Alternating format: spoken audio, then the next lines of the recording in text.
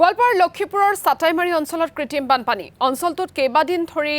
হৈছে নেৰানেপেৰা বৰষুণ লগতে মেঘালয়ৰ পৰা বাগৰি অহা পানীয়ে বুৰাই পেলাইছে অঞ্চলটোৰ কেইবাখনো গাঁও সম্প্ৰতি চাটাইমাৰী গৌৰনগৰ আৰু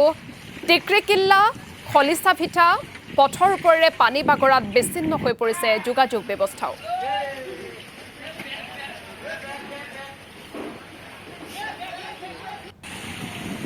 আজি ৩-৪ দিনৰ পৰা পুৰা পানী পৰি আছে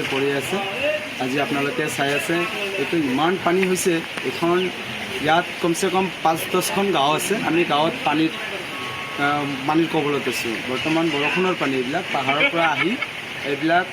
পানী আমাক বহুত ক্ষতি কৰিছে আৰু কৰিয়ে আছে প্ৰত্যেক বছৰতে হৈ থাকে পানীখন আমাৰ বিদ্যুতৰ কাৰণেও আমি খুব কষ্টকৰ কাৰণ য'ত বিদ্যুৎ পাৱাৰ হাউচ আছে অলৰেডি পানীৰ তলত আছে তাৰ কাৰণে আমি চৰকাৰক কৰজোৰ অনুৰোধ কৰিছোঁ এইখন বহুত পুৰণা দিনৰ পৰাই আহি আছে আমি সদায় কৈয়ে থাকোঁ ইয়াতে কি ঘৰ বাৰী ডুব গৈছে নেকি হয় ঘৰ বাৰী বহুত ডুব গৈছে ৰাস্তা ঘাট ডুব গৈছে কোনো যান বাহন চলাচল বৰ্তমান বন্ধ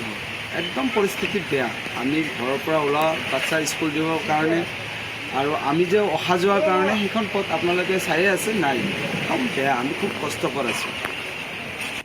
কিন্তু ৰাস্তাখন যদি অলপ ওখ হ'লেহেঁতেন আমি খুব শান্তি পালোহেঁতেন আমি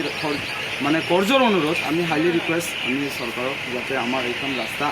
অতি সোনকালে যাতে অলপ ওখ কৰি